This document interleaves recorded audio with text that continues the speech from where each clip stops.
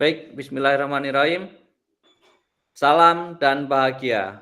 Assalamualaikum warahmatullahi wabarakatuh. Waalaikumsalam warahmatullahi wabarakatuh. Waalaikumsalam warahmatullahi wabarakatuh. Salam damai sejahtera. Om Swastiastu, Namo Buddhaya, salam kebajikan, rahayu untuk kita semua di ruang virtual ini.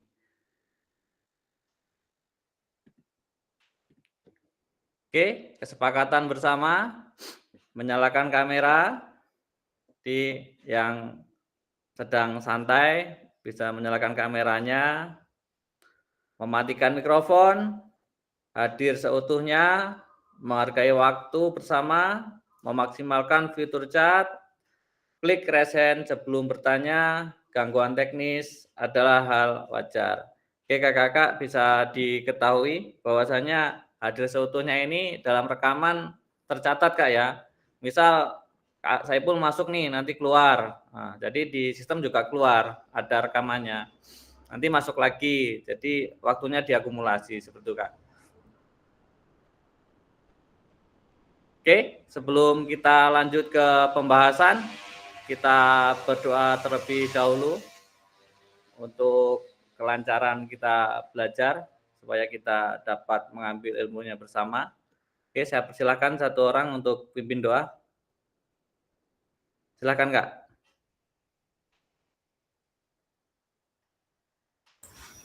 Ya, izin memimpin. Mari kawan-kawan, sebelum kita mengikuti materi tatap maya pada siang ini, mari berdoa menurut agama dan percaya masing-masing. Berdoa mulai.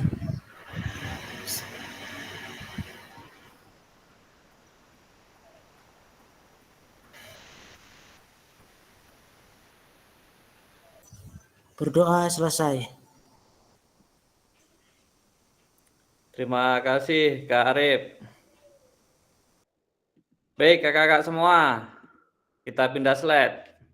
Halo Bapak Ibu, tujuan dari sesi kita kali ini adalah yang pertama, peserta dapat memahami 3 karakteristik utama kurikulum Merdeka, serta keterkaitannya dengan prinsip pemikiran Ki Hajar Dewantara. Yang kedua, peserta mampu memahami pengembangan kurikulum PJOK. Yang ketiga, peserta mampu memahami penyusunan program PJOK yang berkualitas dengan backward design. Oke, kakak-kakak, sebelum lanjut, kita udah di modul berapa ini Kak ya? 1.5 ya. Oke, dengan garis besar apa Kak?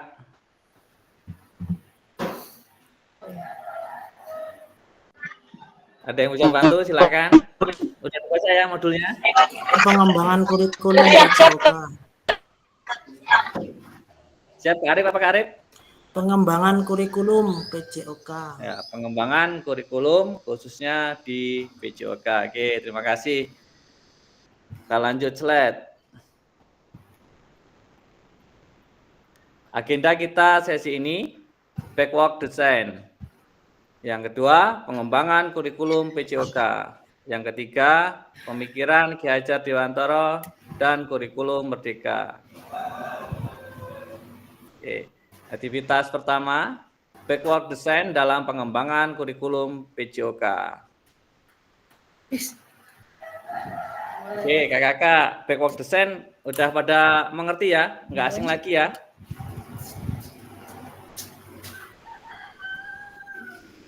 Kakak-kakak? Asing ya. Asing. Modul udah dibagi tapi ya?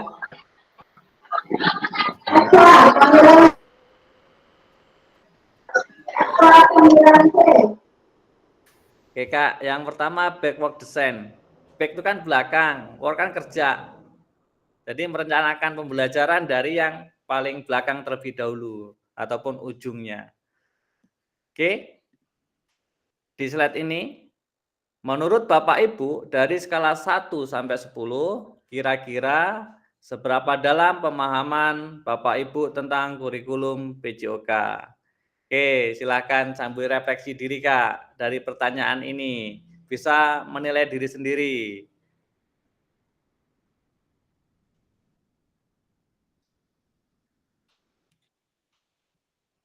Oke, Kak Arif 5, silakan bisa ditulis di chat.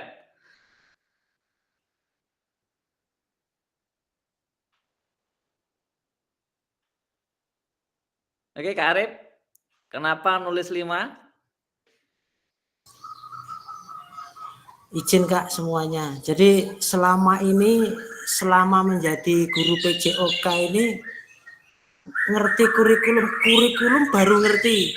Kemarin K13 ikut pelatihan baru ngerti, belum sempet sampai kurikulumnya terjabarkan, belum sempet sampai dikembangkan sudah ganti lagi Kak. Sekarang kurikulum merdeka. Nah, kurikulum merdeka ini sama saja Kak. Masih meniti dari tangga paling bawah sendiri nih.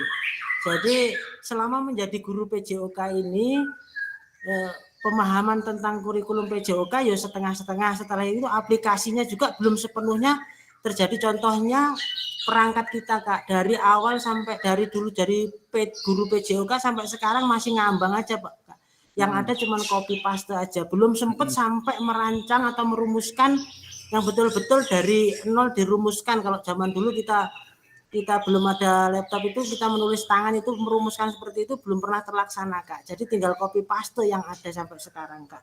Jadi ini merefleksi diri saya sendiri, nilainya ya cukup kayaknya di 5, tapi dengan PKG ini insya Allah kita mulai belajar lagi menata, walaupun ATM tapi kita menata dari nol Kak gitu. Terima kasih. Terima kasih Kak Arif, luar biasa atas jawabannya. Jadi memang ya terkhusus PJOK kayak guru-guru PJOK. Mungkin untuk perangkat pembelajaran itu ya kita ngambil, kita copy paste. Kalau ATM masih syukurlah kita masih baca, masih mau ngedit kan gitu. Kalau udah copy paste diganti namanya itu yang sangat luar biasa. Padahal materi PJOK itu kan ya, kalau kita flashback ya, kita amati, pembelajarannya kan dari tahun ke tahun cuman itu aja. Jadi kalau kita buat 1 tahun itu buat sendiri aja lah. 5 tahun kemudian nggak usah ganti, nggak apa-apa. Cuma disesuaikan dengan peserta didiknya, seperti itu ya. Jadi misal besok materi lempar lembing ya, kita buat dulu tulisan tangan, besok diketik seperti itu. Jadi setelah jadi, ya itu sudah jadi perangkat pembelajaran 5 tahun kemudian ya Kak ya. Jadi sebenarnya sederhana, cuman ya itu tadi mungkin karena tingkat kemalasan kita, semangat kita yang belum terpupuk gitu. Jadi Kak Arif menuliskan 5 luar biasa, kurikulum yang berganti-ganti, bahkan merumuskan pun kalau dahulu kita nulis, sekarang copy paste lebih kemunduran ini kan ibaratnya gitu Kak ya. Oke, nanti ke depannya ayo semangat lagi buat RPP 1 lembar aja, setiap pertemuan disiapkan malamnya, atau bahkan sehari sebelumnya kita bicarakan dengan peserta didik kita maunya materi ini yang bagaimana, seperti itu Kak. Jadi kita libatkan peserta didik, kita buatkan RPP-nya. Oke Kakak-kakak bisa lanjut. Terima kasih Kak Arif. Kak Ipan, kenapa menuliskan 4 Kak?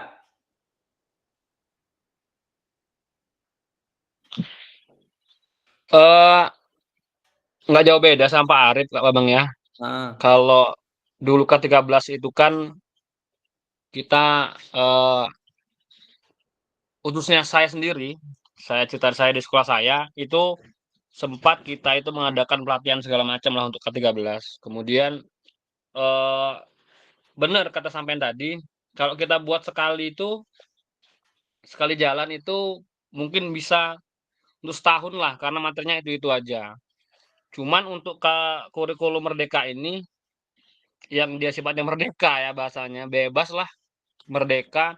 Kalau saya pribadi ini emang kurang pemahaman saya Kak tentang kurikulum merdeka ini, apalagi untuk kurikulumnya PJOK. Jadi saya sangat-sangat kurang lah ibarat kata kalau masalah merdeka ini. Makanya kadang-kadang bingung juga saya. Kita jarang pelatihan. Kemudian mungkin gini Kak, ini saya sedikit cerita. Mungkin kalau saya sebenarnya sangat iri dengan kecamatan lain. Ya ini mungkin kekurangan kami di kecamatan kami itu nggak ada KKGO PJOK. Mhm. Maaf ngomongnya itu masih ya mungkin masih duduk diam lah, belum bergerak.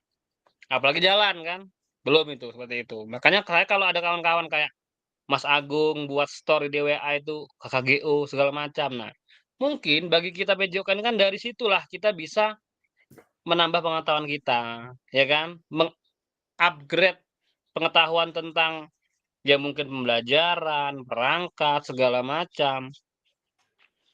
Sedangkan selama ini kalau yang ada itu hanya KKG yang guru kelas, kelas atas, kelas bawah. Kami ini ya kalau nggak bergerak sendiri, ya kekurangan informasi khususnya kalau buat kurikulum merdeka. Jadi ya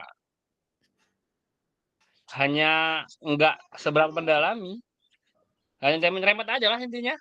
Makanya saya di situ menemukan 4. Hanya mengetahui segelintir saja, tidak mengetahui secara luas kurikulum merdeka itu, apalagi yang kurikulum PJOK ini. Itu mengapa saya membuat 4 di situ.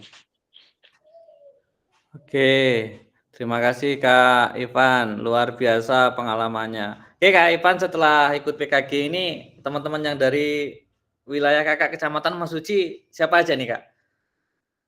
Yang ada di grup ini, di kelas kita ini kalau di SD itu ada saya, Pak Arif, dengan Mas Pendi.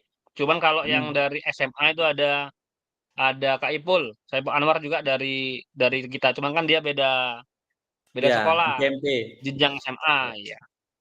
Oke, siap. Gitu. Mungkin kedepannya silahkan duduk bareng Kakak-kakak, pasti difasilitasi dinas ya, ke dinas itu Pak Imron, mungkin Kakak lebih paham lah. Pasti difasilitasi. Kalau Tanjung Raya, alhamdulillah luar biasa aktif, setiap Ya, berapa ini ada pertemuan. Ya Kak Agung ya, berapa minggu sekali Kak? Atau bulanan?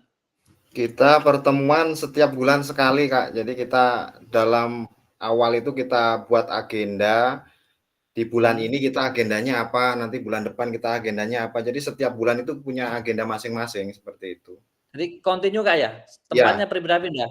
tempatnya berpindah-pindah kita. Jadi nggak hanya di situ aja, kebetulan sekolah-sekolah yang belum pernah kita kunjungi nanti kita datangi seperti itu. Ya. Mungkin itu bisa diimbaskan ke kecamatan lain Kak ya. Itu udah selangkah 2 langkah lebih baik lagi ya. Kak Ivan mungkin ya. bisa dibentuk ya KKGO-nya. Oke, terima kasih. Kita lanjut. 1 orang lagi dari Mesuji sudah Kak Ivan sama Kak ini. Oke, Kak Ayu ini udah hadir. Kak Budi masuk Tanjung Raya ya? Tanjung Raya. Oke, Kak Asari ini kok menuliskan 3 sendiri ini. Silakan Kak Asari untuk memberikan argumennya. Ya, terima kasih Kak. Sebelumnya saya kenapa milih 3? Menurut pengalaman pribadi aja sih Kak ya. Saya dari kuliah itu diajarinnya KTSB. Terus masuk kerja K13. Sekarang udah belum lama K13 udah masuk ke kurikulum merdeka. Jadi ibaratnya kayak baru ngawang-ngawang semua sih. Makanya apalagi yang kurikulum merdeka ini. Mungkin itu aja Kak ininya pengalaman saya sih. Belum seberapa paham. Jadi kurikulum merdeka itu kan tertuang di aturan Undang-Undang Nomor 32 BASK KP Kak ya. Jadi Badan Standar Kurikulum Asesmen Pendidikan itu nomor 32 Kurikulum Merdeka tahun 2004. Nah, jadi nomor 32 tahun 2034 Badan Standar Kurikulum Asesmen Pendidikan itu ketok palu bahasanya. Jadi kurikulum merdeka ini dijadikan kurikulum nasional. Terus CP-nya. Jadi turunannya CP kan ada CP tuh. CP masing-masing mata pelajaran. Kalau di PJOK itu kan di Permendikbudnya nomor 12 tahun 2024. Itu CP PJOK-nya elemennya yang dulu 7 atau 6 sekarang menjadi 4. Ya enggak, Kak? Yang udah belajar elemen. Udah memahami semua Kak elemennya itu ada 4 itu. Apa aja kalau boleh kita tahu? Tanjung Raya, Kak Budi masih ingat elemen-elemen dalam CP? Elemen keterampilan gerak. Terampil atau keterampilan Kak? Elemen keterampilan. Terus yang kedua? elemen pengetahuan gerak, Selanjutnya Kak. terus pengembangan karakter, terus nilai-nilai sosial. 4 atau 6 Kak? Ingatnya masih itu, apalagi. Jadi nanti bisa di-download Kak ya di CP nomor 12 tahun 2024 Permendikbud itu Kak, ada tuh PJOK. Silakan dipahami, silakan di-download. Kalau di SLB itu hanya 4 Kak. Jadi yang pertama terampil bergerak, belajar terampil gerak, bergaya hidup aktif dan memilih hidup yang aktif. Jadi cuma 4 itu. Oke, bisa lanjut Kakak?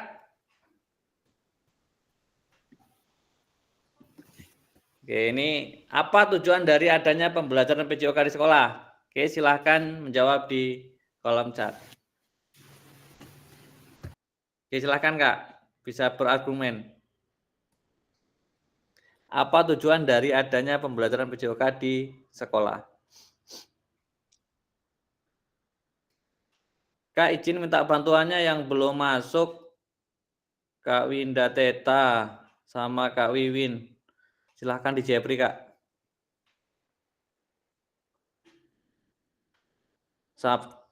Nama Kak Pendi ini ya, Kak Pendi ya.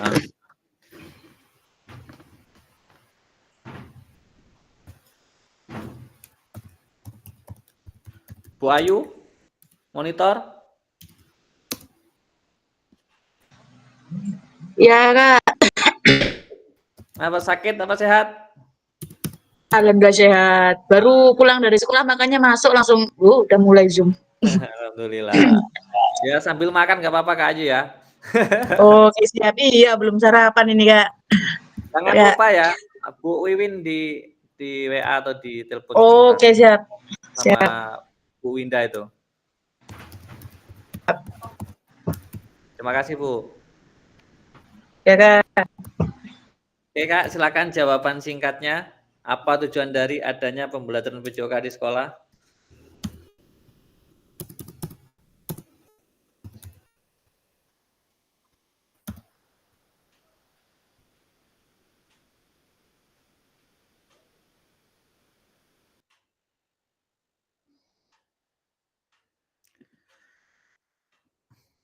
Mengembangkan peserta didik secara keseluruhan. Oke.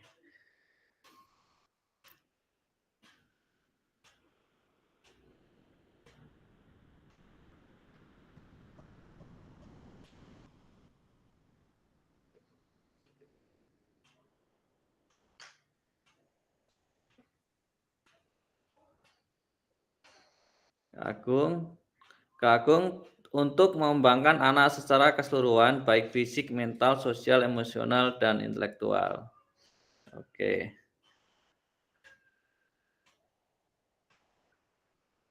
Oke, yang lain yuk, silakan.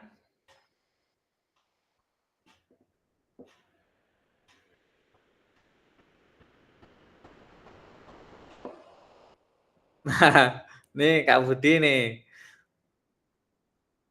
Sederhana, senangannya jawabannya simpel Kak Budi. Kak Budi, silakan dijabarkan Kak.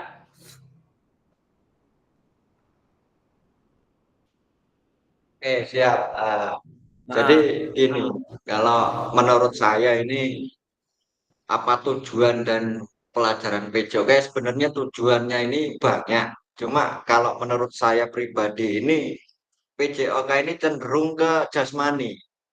Jadi apapun itu, sewaktu kita anak itu kita ada pelajaran PJOK, tentunya Pak ke lapangan Pak, ke lapangan Pak, seperti itu. Jadi aktivitas jasmani ini sangat kuat di PJOK. Seperti itu.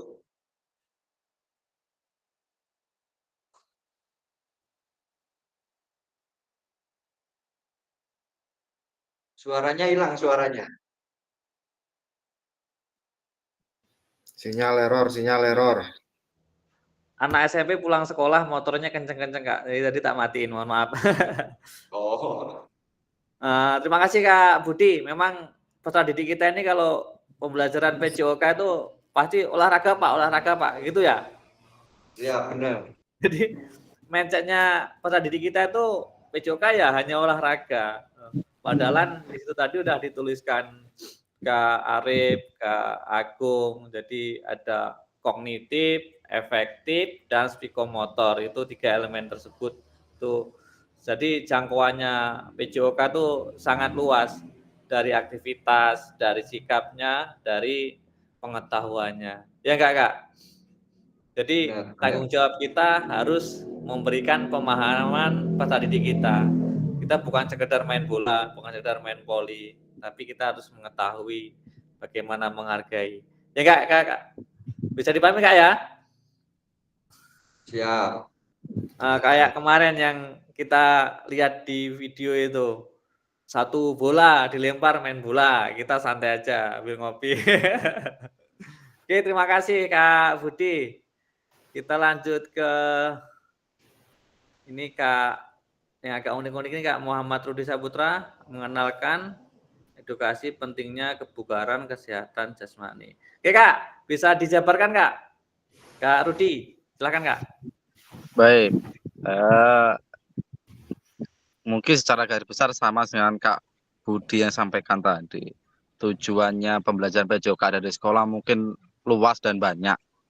Tapi kembali ke pertanyaan tadi itu, menurut saya pengenalan olahraga kepada anak-anak untuk kehidupan sehari-hari itu penting juga. Setelah itu edukasi, karena di situ kalau kita mengacu kepada kurikulum 2013 yang lalu, di situ ada pemateri tentang keselamatan berkendara juga,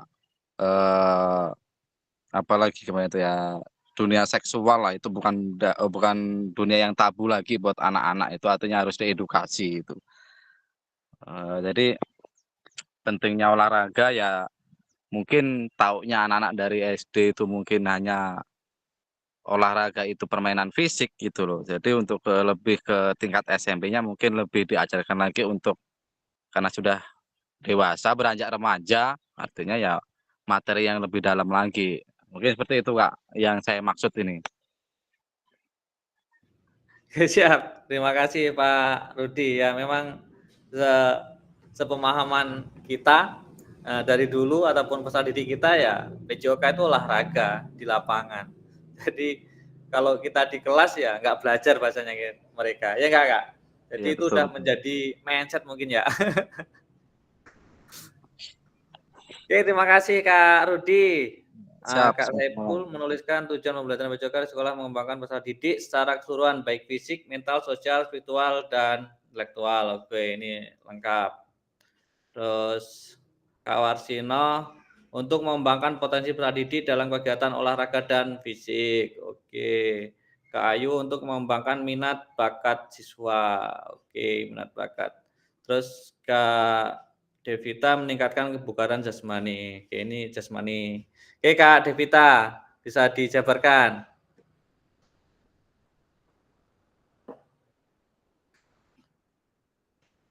Monitor Kak Devita ada? Iya, Pak. Kok menuliskan kebugaran jasmani aja ini. Silakan Kak. Iya, kalau menurut saya kan perbedaannya kan ada 2 nih, jasmani sama olahraga ya. Kalau dengan olahraga itu bedanya pendidikan jasmani itu lebih mengarahkan pada aktivitas jasmani. Baik itu berupa olahraga ataupun non olahraga. Gitu. Kalau olahraga itu lebih mengarahkan peserta didik itu untuk bisa menguasai satu cabang olahraga gitu loh Pak. Maksudnya gitu. Mungkin cukup. Oke, siap. Terima kasih, Bu. Jadi kebugaran jasmani nanti kita belajar di modul 2.1 itu ada pendidikan gerak, pendidikan kebugaran. Nah, terus tadi Kakak mengaitkan dengan olahraga. Betul, olahraga itu mungkin kita spesifikasi masuknya ke eskul, tujuannya untuk ke atlet. Tapi kalau di PJOK pendidikan kebugaran. Oke, pendidikan jasmani. jasmani. Mungkin itu Kak ya. Terima kasih Kak udah memberikan apa namanya paparannya. Oke Kak Ayu, mengembangkan minat bakat siswa Kak. Silahkan Kak, dijabarkan ini Kak. Iya Kak. Tadi soalnya apa tahu Pak? Apa Kak soalnya itu? Apa tujuan dari adanya PJOK? Iya. Iya. Kenapa saya memilih mengembangkan minat bakat siswa? Nggak mungkin di mata pelajaran lain itu siswa-siswa itu akan fokus dengan minat bakatnya. Pasti yang dituju dengan mata pelajaran di PJOK. Gitu loh, Pak. Jadi secara tidak langsung mata pelajaran PJOK memang dari favorit anak-anak. Yang pertama, yang kedua untuk mengembangkan minat bakat siswa ya dari pelajaran itu. Nah, contoh kecil kita dibandingkan dengan di sekolah saya yang terjadi ya Kak ya, mata pelajaran PJOK dengan mata pelajaran apa itu PAI. Nah, di waktu ada kemarin kejadian, ada salah satu siswa yang bilang saya nggak mau mata pelajaran PAI, nggak mau masuk di mata pelajaran PAI karena itu nggak bisa saya. Yang pertama, yang kedua nggak bisa kayak teman-teman bisa dibawa kemana-mana, bisa olahraga kayak gitu. Lebih baik saya memilih mata pelajaran PJOK aja kayak gitu. Nah, secara tidak langsung siswa itu berpikir kayak mata pelajaran PAI itu nggak begitu dibutuhkan buat dia. Pokoknya hanya PJOK dan PJOK. Bahkan di setiap harinya atau setiap jam pelajaran lain pun dia tetap mintanya PJOK aja yang enak. PJOK aja yang kita apa-apa praktek gitu. Intinya mereka orang itu lebih semangat di mata pelajaran PJOK ketimbang mata pelajaran yang lain. Seperti itu, Kak. Oke, siap. Terima kasih Kak Ayu, luar biasa. Jadi peserta didik kita itu kan paradigmanya, mindsetnya para didik kita itu kan menjas itu paling enak ya. Di lapangan, di luar, senang-senang seperti itu. Sedangkan materi-materi yang lain, bahkan mungkin ada, ya mungkin sedikit lah yang senang di matematika seperti itu. Cuman pada dasarnya PJOK mencakup 3, kognitif, efektif, dan psikomotor. Ketika kita belajar tentang efektifnya, jangan lupa kognitifnya. Kognitifnya jangan lupa psikomotornya. Ya Kak, tetap 3 itu tuntutan kita Kak ya. Siap. Oke, kita lanjut ke slide berikutnya. Terima kasih yang sudah memberikan masukan di chat, menuliskan jawaban, mendorong gaya hidup. Ini ada beberapa teman yang belum masuk, Kak Pendi dan Kak Winda. Oke Kakak, yuk mohon bantuannya. Oke, slide berikutnya. Menurut capaian pembelajaran PJOK Kurikulum Merdeka 2024. Udah tampil Kak ya slide-nya? Sudah. Oke, pendidikan jasmani, kesehatan, dan olahraga, PJOK. Tujuan sebagai pembelajaran bagi peserta didik dalam, yang pertama, mengembangkan, menerapkan, dan mengevaluasi keterampilan, konsep, strategi gerak yang akan menjadi disposisi untuk berpartisipasi dalam berbagai aktivitas jasmani, dengan penuh percaya diri, kompetensi, dan kreativitas. Yang kedua, membantu dan memberi dukungan mereka dalam memilih gaya hidup sehat dan aktif secara jasmani. Yang ketiga, membangun dan menerapkan keterampilan sosial dan emosional melalui konteks pembelajaran yang menekankan nilai-nilai fair play, kerja tim, dan inklusivitas. Dan keempat, menanamkan apresiasi dan mengembangkan sikap positif untuk aktif secara jasmani sepanjang hayat sebagai upaya meningkatkan keseluruhan kualitas hidup. Oke Kakak, jadi 4 ini capaian pembelajaran PJOK Kurikulum Merdeka. Jadi garis besarnya sikap positif untuk aktif secara jasmani sepanjang hayat. Oke, jadi ketika peserta didik kita belajar olahraga itu fungsinya apa? Supaya untuk aktif di sekolah maupun nanti di masyarakat. Oke, lanjut slide Kak ya. Mari berdiskusi sesuai pertanyaan pada slide berikutnya. Silakan ditulis di kolom chat atau raise hand untuk menyampaikan pendapat Bapak Ibu. Oke, kakak-kakak bisa resen atau menuliskan di kolom chat. Oke, sudah pindah slide, Kak? Sudah. Tempat saya belum, Kak. Gimana, Kak? Tempat saya belum pindah slide. Oh, ditunggu, Kak, mungkin jaringan.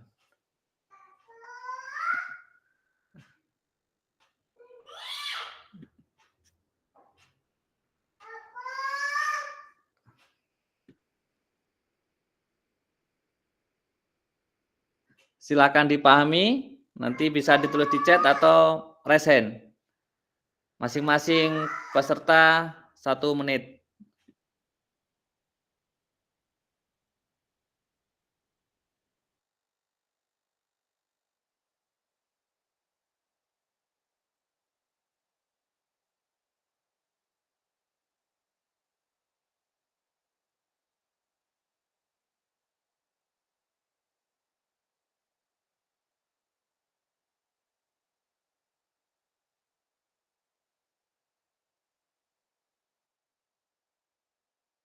Melek Mas Budi.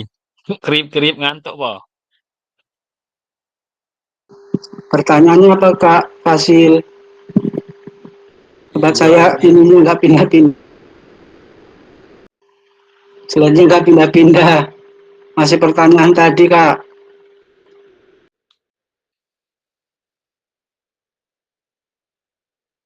Yang lain udah belum, Kak? Sudah. Oke, saya bacakan, Kak Warsino. Terlepas dari kurikulum apapun, apakah selama ini Bapak Ibu sudah memahami dengan baik tujuan mata pelajaran dan menjadikannya sebagai acuan?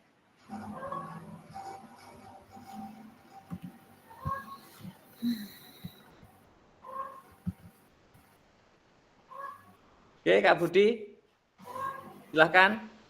Yang pertama, silahkan memberikan argumennya. Terlepas dari kurikulum apapun, nah, kita kan udah ganti-ganti kurikulum nih. Baik. Jadi gini, sebenarnya pertanyaan ini saya kurang begitu memahami karena terlepas dari kurikulum apapun, selama ini Bapak Ibu sudah memahami dengan baik tujuan mata pelajaran dan menjadikan sebagai acuan. Mungkin ini terkhusus untuk kita ini tujuan PJOK ya. Tadi di pembelajaran awal tentang kurikulum, dari awal kurikulum mungkin 13 KTSP yang dulu-dulu itu sampai sekarang ini kurikulum merdeka. Jadi khususnya saya sendiri ini belum bisa memahami sepenuhnya tentang kurikulum akhir-akhir ini karena di waktu kurikulum 13 yang lalu itu ada sedikit itu bimbingan. Tapi sekarang ini kurikulum merdeka ini sama aja dikasih singkong mentah, suruh ngapain itu, mau dijadikan gedok apa mau jadikan apa, masih bingung kalau saya. Jadi saya belum bisa menjawab untuk sebagai acuan seperti apa ini, masih bingung. Seperti itu mungkin jawaban saya. Oke, siap, Kak. Terima kasih jawabannya. Jadi terlepas dari kurikulum apapun, Kak, ya, dulu dari KTSP, K13, terus sekarang kurikulum Merdeka atau kurikulum 2009 terdahulu, mungkin kita nggak menikmati itu. Kita masih jadi peserta didik itu ya. Nah, terlepas Benar. dari itu, maksudnya dari pertanyaan ini, acuan kita itu apa gitu? Acuan dari pendidikan PJOK. Oke, Kak Epan tadi kalau nggak salah angkat tangan. Ya, Bisa, ya Kak Bambang. ya silahkan, Kak. Makasih, Kak Budi. Ya. Buat pertanyaan ini ya, terlepas dari kurikulum apapun, apakah selama ini Bapak Ibu sudah memahami dengan baik tujuan mata pelajaran? Di sini yang saya tekankan tujuan mata pelajaran dan menjadikan sebagai acuan. Ya, betul. benar kata Kak Budi tadi, kita ini sudah gonta-ganti kurikulum, bisa jadi tahun depan kita ganti lagi mungkin ya. Dari KTSP, K13, kemudian Kumer sekarang. Kalau yang saya tangkap, menurut saya dari pertanyaan ini, tujuan mata pelajarannya.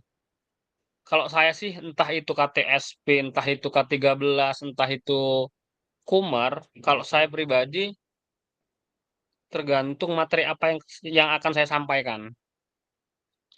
Acuannya apa? Kita ada modul, kemudian kita sebelumnya bisa menyiapkan perangkat pembelajaran dengan buku yang ada umpama contoh guling depan. Kita alhamdulillah di sekolah saya ada alatnya. Punya matras, ada bukunya, kita menjelaskan. Nah, tujuannya apa? Saya lebih ke situnya sih. Umpama kita belajar lari sprint nih. Kita menekan ke anak. Oh, seperti ini larinya. Tujuannya apa, Nak? Lari itu tujuannya untuk mendapat sampai ke tujuan secepat-cepatnya. Dalam hal ini start ke finish, kan itu tujuannya. Ya kan? Nah, kalau tujuan mata pelajaran ini kalau saya pribadi tergantung dengan mata pelajaran apa. Acuannya apa? Yaitu tadi, ada buku. Ada mungkin media-media yang lain yang bisa kita cari yang tidak ada di buku itu, bisa kita ambil dari Google segala macam, tergantung materi apa yang akan kita sampaikan. Kalau menurut saya sih seperti itu. Jadi mau kurikulumnya apa aja, tujuan mata pelajarannya kan yang penting anak bisa. Oh, sprint, anak tahu gimana caranya start, aba-abanya apa, larinya seperti apa, tujuannya kemana. Jadi mau gonta-ganti kurikulum kalau menurut saya pribadi, ke anak itu gimana caranya anak tahu aja inti materi itu apa. Seperti itu. Itu menurut saya Kak Bambang. Siap. Terima kasih Kak Ipan. Jadi dari pertanyaan ini Kak Ipan mengambil kesimpulan bahwasanya acuan itu berdasarkan apa yang kita ajarkan Kak ya.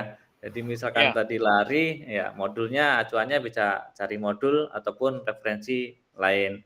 Tujuannya apa? Tujuan lari yang misalkan untuk mencapai garis finish dengan secepat-cepatnya. Jadi seperti itu Kak ya. Jadi ke arah apa yang saya, akan jadi ke arah apa yang akan kita ajarkan Kak ya. Oke, terima kasih Kak Ipan. Kita lanjut. Ini terima kasih Kak Teta udah masuk ke ruang virtual. Monitor Kak Teta? Oh, anak rewel. Bisa memberikan tanggapan mengenai pertanyaan ini Kak? Sedikit aja. Aduh, dari awal belum belum pelajari dari awal, jadi nggak tahu. Nyimak aja dulu Kak, kalau nggak ya. Oke Anak Kak, rewel nggak banget apa-apa. ini lagi enak badan. Oke, siap. Tapi tetap standby Kak ya. Siap standby. Oke, terima kasih Kak. Ya.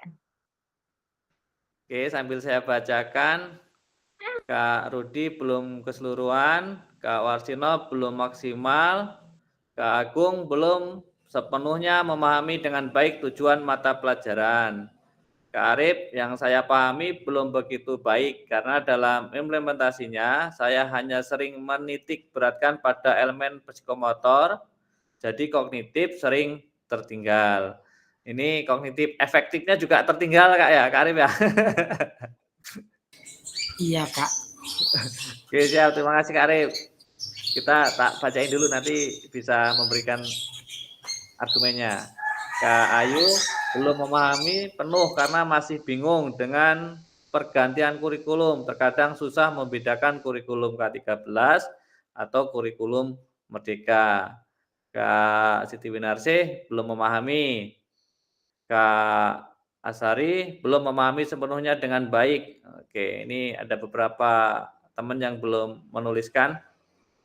Silahkan sambil menuliskan jawabannya. Oke, Kak Arif bisa memberikan argumennya mengenai pertanyaan ini. Silahkan. Baik, sedikit sesuai dengan pertanyaan ini Kak Fasil. Jadi terlepas dari kurikulum, apakah selama ini Bapak sudah memahami dengan baik tujuan mata pelajaran. Jadi tadi sudah dituliskan di slide pertanyaan slide yang sebelumnya tadi Kak, tujuan mata pelajaran PJOK. Kita bahas PJOK ya Kak. Ya di situ mengembangkan keseluruhan fisik, diantaranya emosi, terus fisik dan intelektual. Terus elemen di PJOK kan tadi udah dibahas ada 3 Kak. Ada 4 Kak elemennya. Psikomotor, elemen yang 4 di SLB. Ya, tujuannya itu kalau di JP 4. Tujuannya ya psikomotor, kognitif dan afektif Kak. Jadi kita PJOK ini tujuannya sebenarnya paham, tapi tidak keseluruhannya menjadi acuan gitu Kak. Betul. Yang dimaksud pertanyaan saya, jawaban saya ini. Jadi tujuannya sudah jelas sebenarnya. Tadi di atas ini sudah pada menjawab semua nih. Mengembangkan keterampilan pengenalan diri seluruhnya ini semuanya kan tujuan dari PJOK Kak. Tapi tujuan itu tidak semuanya menjadi acuan Kak. Kadang nih kita karena banyaknya kita kerjaan atau kerjaan di luar PJOK, jadi kita hanya mengedepankan psikomotor Pak. Jadi kita hanya oke lah kita langsung praktek di lapangan. Padahal tujuannya kan nggak cuma psikomotor, ada afektifnya, ada kognitifnya seperti itu Kak. Jadi sebelum sepenuhnya semua tujuan mata pelajaran yang tertuang di atas tadi di pertanyaan slide yang sebelumnya tadi menjadi acuan Kak. Jadi hanya mungkin di hari besoknya lagi kita hanya acuannya menjadi kognitif saja gitu. Tidak dimasukkan sebenarnya kognitif sama psikomotor kan bisa setelah psikomotor, kognitif dan afektif ada di dalam situ Kak. Jadi kelemahan kita di pertanyaan ini tidak semuanya tujuan mata pelajaran menjadi acuan Kak gitu. Jadi sebagian jadi acuan, sebagiannya nanti tidak gitu Kak. Seperti itu. Berdasarkan pertanyaan yang ada di atas Kak, yang tadi tujuan PJOK tadi Kak. Siap. Baik Kak Arif, terima kasih. Jadi acuannya memang itu jelas, ada tujuannya itu ada 3 di PJOK. Jadi ranah kognitif, efektif dan psikomotor. Namun dalam implementasinya acuannya kita mengesampingkan. Jadi kita fokusnya ke gerak psikomotornya. Ya Kak, seperti itu ya? Pengalaman Kak, pengalaman saya ya. Baik, terima kasih Kak. Kak Wiwin belum memahami, Kak Asari belum memahami. Jadi belum begitu memahami mengenai acuannya. Oke Kak Wiwin, silakan memberikan tanggapannya mengenai pertanyaan ini. Bu Wiwin menuliskan belum memahami. Oke Kak Wiwin, monitor ada?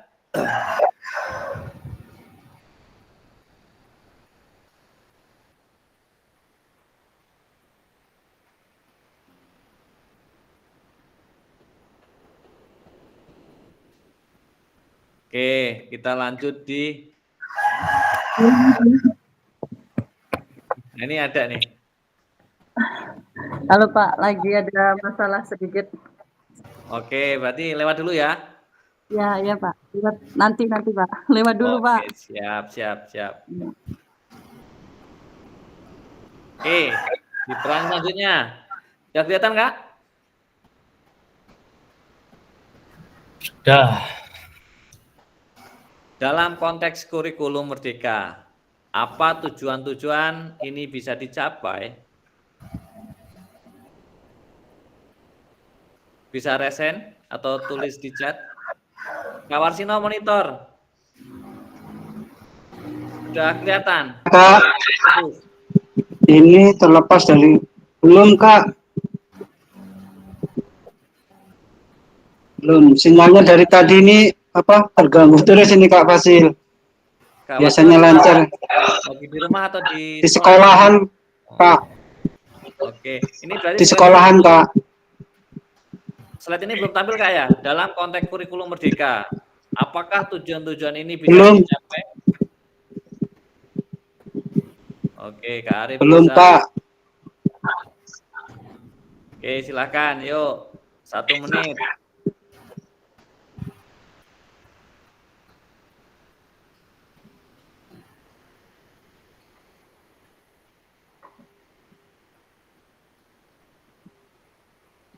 Oke, Kak Arif menuliskan bisa. Yang lain. Pertanyaannya apa tadi, Kak? Dalam konteks kurikulum merdeka, Kak, apakah tujuan-tujuan ini bisa dicapai? Jadi tujuan PJOK, Kak, bisa dicapai nggak di kurikulum merdeka? Ya, Kak, ya.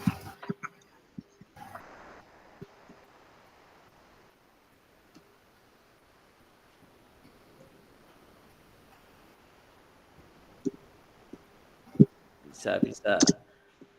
Evan bisa, Kak Budi bisa.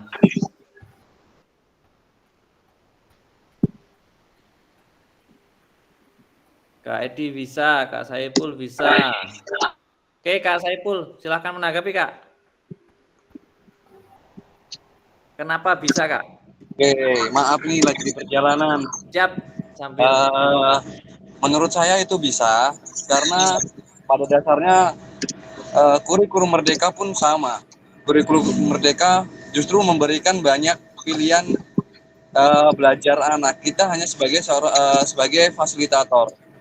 Nah, sedangkan anak itu bergerak berdasarkan keinginan dan tetap pada pengawasan guru pengapu atau fasilitatornya. Terus selanjutnya, untuk tujuannya pasti dapat kita arahkan ke arah tujuan pembelajaran atau tujuan PJOK sendiri ke peserta didik. Jadi kurikulum merdeka menurut saya sangat bisa untuk mencapai ke arah tujuan pembelajaran PJOK tadi. Itu Kak Fasil dari saya. Mohon maaf kalau kurang, soalnya lagi di perjalanan ini. Oke, siap. Terima kasih, Kak. Hati-hati. Oke, luar biasa. Jadi terlepas dari kurikulum yang saat ini sedang digodok ataupun dilaksanakan oleh Kementerian Pendidikan, yaitu kurikulum merdeka yang tertuang di Undang-Undang Nomor 32 Tahun 2024. Ini sangat relevan, Kak, ya. Jadi hanya saja teknik pengajarannya mungkin yang berbeda dari kurikulum yang sebelumnya. Kalau mengenai tujuannya, ini bisa kita capai dengan kurikulum merdeka ini. Oke, terima kasih Kak Saiful. Kita lanjut ke slide berikutnya. Ya, sama-sama, Pak. Oke, sudah pindah?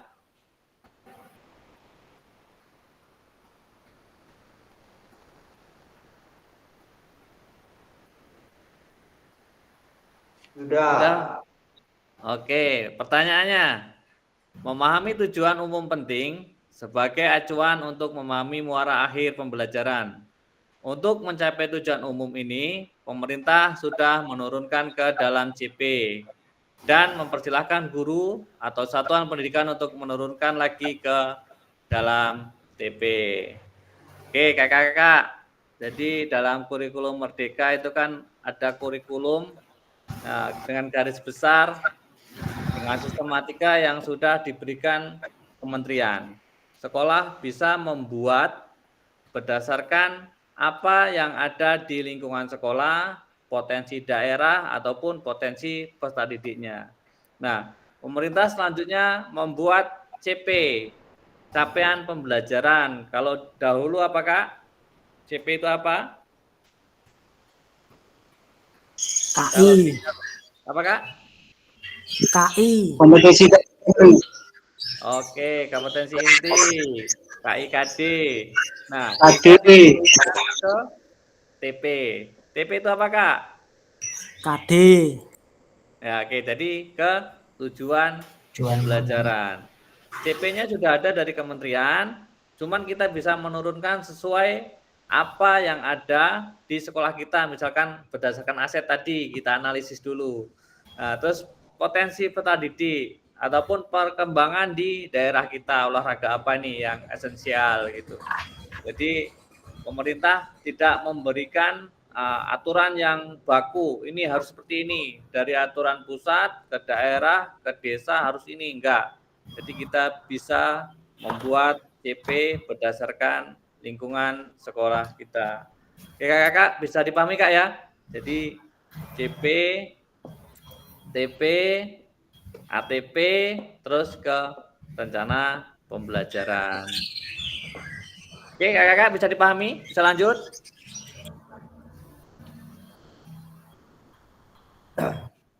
Bisa lanjut? Oke, untuk CP Kak yang belum punya nih, kalau belum punya silahkan download di CP nomor 12 tahun 2024 Permendikbudristek itu nanti akan muncul, itu bisa di-download.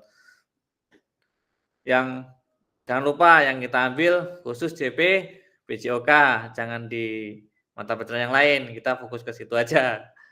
Oke, kita lanjut slide. Bagaimana memastikan agar pengajaran yang kita lakukan benar-benar menyasar tujuan pembelajaran? Karena seringkali pengajaran langsung fokus pada materi atau aktivitas apa yang harus dilakukan murid. Oke, ini seperti tadi yang dijelaskan Kak Ivan. Jadi apa acuannya? Ya kita acuannya fokusnya ke materi ajar. Oke, kita lanjut. Kelihatan Kak? Kelihatan. Oke, proses backward design dalam pengembangan kurikulum secara umum melalui 3 tahap di bawah ini. Jadi ini Kak tadi pemahaman dari backward design. Jadi yang pertama mengidentifikasi capaian pembelajaran. Jadi capaiannya dulu kita tulis apa sih yang akan kita capai gitu. Yang kedua menentukan metode penilaian. Jadi penilaian bagaimana rumusannya, apa yang disasar, misal teknik dasar sepak bola, jadi menggiring dengan kaki bagian dalam ya. Jadi ininya rubriknya seperti apa kita siapkan. Terus yang ketiga merencanakan pengalaman belajar dan strategi pembelajaran. Oke, dari 3 ini kakak-kakak bisa dipahami?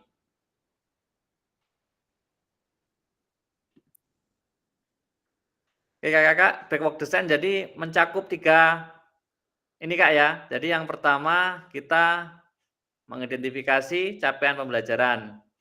Jadi capaiannya apa nih dalam materi ini.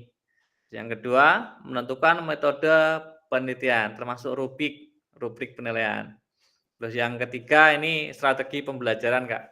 Jadi sebelum kita membuat RPP kita mengikuti backward design ini. Jadi 3 komponen ini kita rumuskan terlebih dahulu. Bisa dipahami Kak ya? Kita lanjut.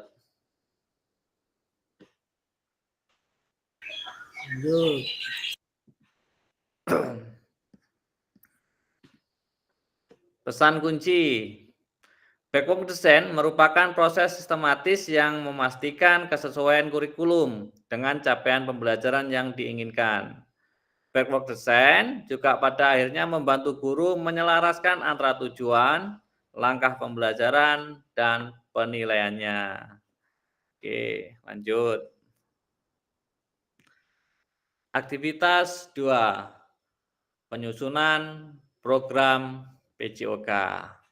Oke, sebelum lanjut Kak, sudah pernah membuat program PJOK?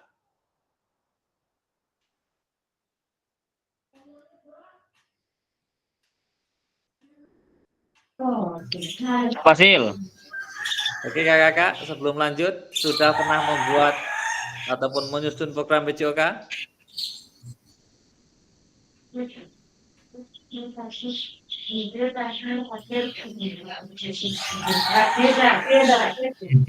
Belum. Belum, Kak Arif belum. Kak Ivan sudah?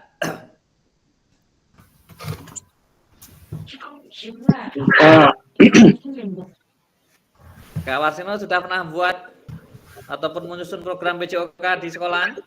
Belum Kak. Belum kayaknya. Belum semuanya ya? Iya. Belum. Oke. Tahunan.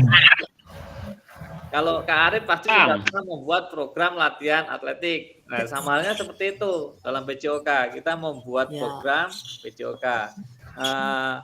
Kak Warsino, monitor. Ya Kak, Saya pernah ke sekolahan Kak ya, sekolah untuk olahraga bersama Kak ya. itu belum terlaksana Kak Bambang, Kak Fasil. Iya Kak. Zaman itu kan Karena zaman kepala sekolah, COVID vaksinasi kayaknya. ya Hah? setelah itu kepala sekolah Terus menentukan ketumbuh.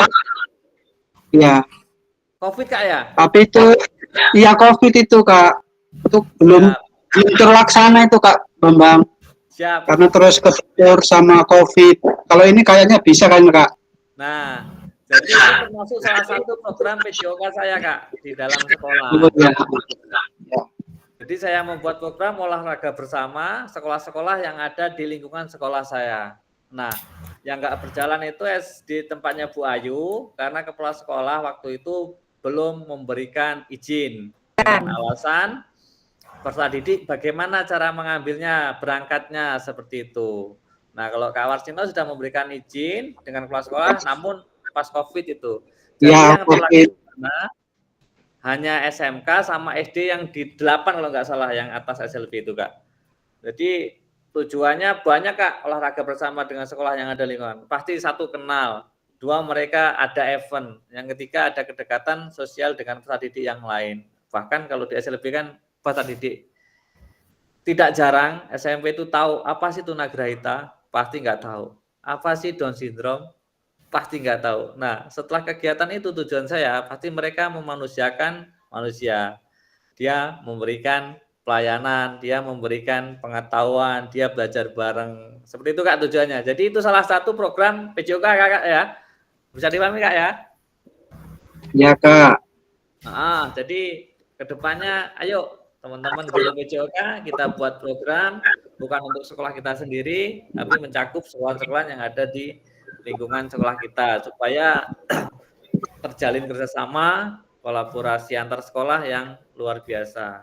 Mungkin seperti yang awal kemarin saya sampaikan, sekarang itu udah nggak ada event sparring antar sekolah. Yang dahulunya setiap semester sekali ada.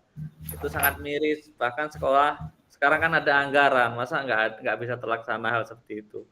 Kakak-kakak mungkin kedepannya bisalah nge-push ke kepala sekolah ataupun pengawas sekolah, bahkan langsung ke dinas bisa. Ya Kakak, bisa dipahami? Bisa. Lanjut. Bisa. Oke. Kurikulum berbasis standar. Manakah yang benar definisi di bawah ini? Ya Kakak, ini ada apa namanya? Ek dan checklist. Ini pengetahuan. Kurikulum merupakan perangkat aktivitas untuk menguasai keterampilan. Benar atau tidak Kakak? Sepakat atau tidak Kakak? Ini di Ek.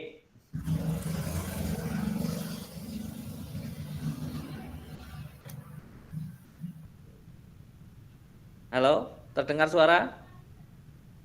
Dengar Kak. Tapi tempat saya belum pindah slide-nya ini.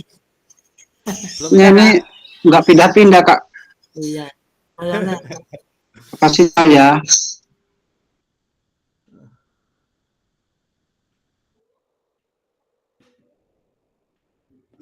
Oke Kakak, setuju nggak dengan apa yang dikatakan di slide? Kurikulum merupakan seperangkat aktivitas untuk menguasai keterampilan. Di situ tanda silang. Tidak benar berarti. Ya, apakah tidak setuju. Oke, gitu. Lanjut. Yang kedua, buku teks peserta didik dapat dikatakan adalah suatu kurikulum. Benar atau tidak? Tidak benar. Oke, berarti yang ketiga ini sesuai Kak ya. Kurikulum adalah suatu standar untuk mengetahui apa yang peserta didik harus pelajari, meliputi keterampilan, pengetahuan, dan sikap. Di sini checklist. Oke, sepakat Iya, Kak? Kak. Sepakat. Oke, kita lanjut slide berikutnya.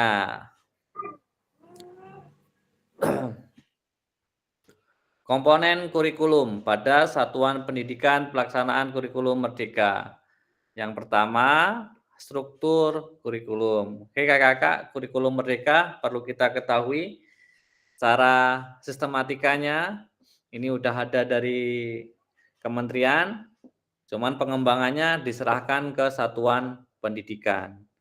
Yang kedua, capaian pembelajaran tadi udah siapkan pemerintah, ada di nomor 12 tahun 2024, Permendikbud. Yang ketiga, pembelajaran dan asesmen. Yang keempat, penggunaan perangkat ajar.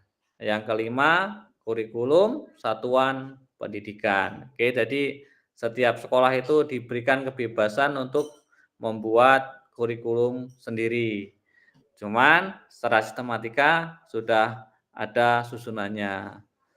Oke, komponen kurikulum satuan pendidikan dikembangkan dan digunakan di satuan pendidikan, terdiri dari karakteristik satuan pendidikan, visi misi, dan tujuan satuan pendidikan, pengorganisasian pembelajaran dan perencanaan pembelajaran. Sumber Menteri Pendidikan Kebudayaan Riset dan Teknologi Republik Indonesia tahun 2022 72. Oke, lanjut.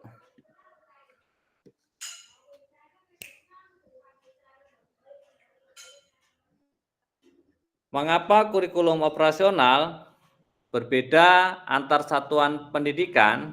Oke, agar bermakna, kurikulum operasional satuan pendidikan dikembangkan sesuai dengan konteks dan kebutuhan peserta didik dan satuan pendidikannya.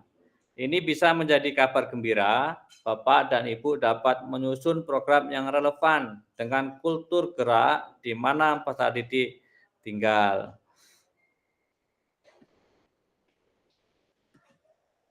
Oke, kakak-kakak, kelihatan slide-nya? Kelihatan, Kak. Bisa dipahami ya?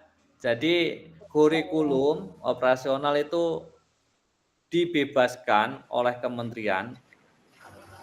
Suatu satuan pendidikan bisa membuat rangkaian kurikulum ataupun apa namanya kalau dahulu itu dokumen satu. Jadi dibebaskan sekolah membuat kurikulum. Cuman secara sistematikanya sudah disiapkan pemerintah. Ini berdasarkan kultur geraknya, di mana peserta didik tinggal. Misal anak Papua, dia kultur geraknya kuat-kuat. Nah, olahraga apa yang cocok di sana? Nah, dia buatkan di kurikulumnya di situ, di struktur kurikulumnya. Di Mesuji, apa nih yang perlu kita gali potensinya? Nah, jadi guru PJOK saat membuat itu pasti ada namanya tim membuat kurikulum, itu di SK-kan yang pernah jadi apa namanya anggota dalam pembuat kurikulum. Itu mungkin kalau PJOK di Mesuji ini siapa yang udah pernah terlibat, Kak?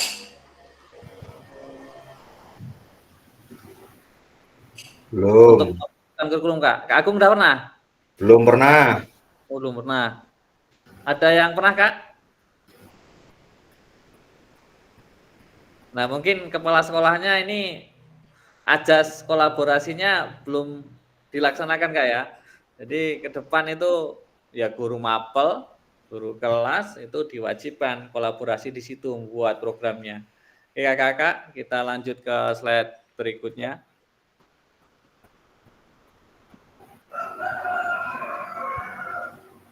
Mari berbagi cerita pada saat Bapak Ibu menyusun kurikulum PJOK. Oke, kata Kak Agung tadi belum pernah dikaitkan atau dilibatkan dalam merumuskan kurikulum. Tetapi dalam slide ini dituntut untuk berbagi cerita saat Bapak Ibu menyusun kurikulum. Oke, ada pertanyaan, bagaimana Bapak Ibu selama ini merancang program PJOK sebagai bagian dari pengembangan kurikulum mata pelajaran PJOK? Oke, ini ada 1, 2, 3 pertanyaan, Kak. Silahkan yang dapat memberikan tanggapan. Saya persilahkan.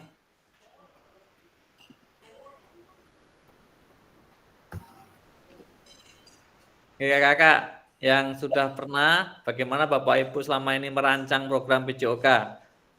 atau hanya sekedar ada kurikulum, dilaksanakan kurikulum, kita belajar. Kak Arif, di slide nomor berapa? Nah, udah muncul, Kak. Oke. Nih, bagaimana Bapak dan Ibu selama ini merancang program PJOK. Izin, Kak, berargumen untuk pertanyaan ini, Kak. Siap, Kak. Silakan, Jadi Kak. selama ini kita di sekolahan itu membahas kurikulum di awal semester, Kak. Karena tuntutan pengawas untuk ngumpulin KOSP dan tuntutan PMM untuk upload KOSP, Kak. Nah, tapi pembahasan kurikulum yang seharusnya dibahas nggak cuma dalam 1 hari, itu digasak, dikebut kurikulum langsung 1 hari beres, Kak. Jadi ya per mata pelajaran, per ini itu belum dikupas secara mendalam gitu, Kak. Selama yang pernah saya alami nih, Kak, baru beberapa ini di SD kemarin, karena tuntutan pengawas itu kalau di tingkat SD kurikulum ini pasti ditagih, Kak. Setiap semester awal itu ditagih sama pengawas. Dan karena RHK-nya kepala sekolah juga ada untuk upload KOSP. Jadi digarap secara cepat dan singkat, Kak. Hanya yaitu tadi penjabarannya tidak mendetail gitu, Kak, untuk per mata pelajaran atau per kelasnya. Di kelas kan ada untuk mata pelajaran. Nah, di situ pun tidak dibahas. Yang dibahas cuman JP-nya aja, jam pelajaran cukup, nanti disusun dan endingnya di jadwal pelajaran sudah cukup 24, ya wes gitu aja. Kalau yang belum 24 di mana nih di jadwal pelajaran, cuman seperti itu. Terus untuk ya namanya yaitu tadi, Kak, kita memang betul-betul lemah karena kita pakai yang bukan kita susun sendiri, Kak. Jadi kita dapat terus dirombak, akhirnya waktu itu kejadian sudah diupload, sudah dihantarkan, ternyata masih ada yang salah, Kak. Ya itulah kelemahan kita, Kak, karena tuntutan yang berupa file akhirnya cuma kopas saja, Kak. Nah, itu pengalaman kurikulum yang ada di sekolah kami, Kak. Terima kasih. Ya, terima kasih, Kak Arif, pengalamannya. Izin, Kak. Jadi saat membuat kurikulum itu ataupun KOSP itu semua guru dilibatkan atau enggak, Kak? Atau itu hanya garapan yang udah ada dari dinas? Kita presentasi, Kak, kepala sekolah presentasi, guru semuanya didudukkan, tapi dalam waktu satu hari atau setengah hari selesai, Kak. Semua guru dilibatkan, Kak, di tempat kami untuk yaitu tadi untuk ngedit yang sudah ada tadi, gitu, Kak. Nah, Terima selanjutnya kasih. Jadi tidak begitu detail. Ya, Kak. Gimana, Kak? KOSP tersebut dari dinas turunan atau download sendiri-sendiri, Kak? Ya, sudah pernah ada yang pernah buat dari satuan sekolah lain gitu, Kak. Nah, yang mungkin yang sudah pernah di ACC gitu. Ya, dia ke dinas sudah di ACC. Nah, itulah yang kita ATM, Kak. Oke, siap. Terima kasih, Kak Arif, pengalamannya. Jadi untuk kemudian hari, jika memungkinkan dan kepala sekolah fleksibel dan memberikan ruang kepada guru PJOK, silakan di situ ditambahkan program-program dari kakak-kakak semua ya, PJOK khususnya. Itu bisa, Kak, masuk dalam KOSP. Jadi program PJOK kita apa, mau ke prestasi, mau olahraga bersama, kolaborasi, itu bisa ditekankan di situ. Oke, kakak-kakak, yang lain? Kalau ada pengalaman mengenai merancang atau membuat ataupun dalam tim KOSP. Oke, silahkan, Kak Ivan.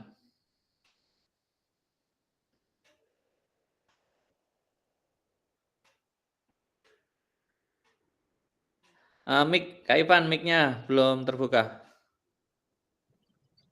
Kalau bicara pengalaman, yang pasti ini kita sekolah itu kan tiap tahun ya.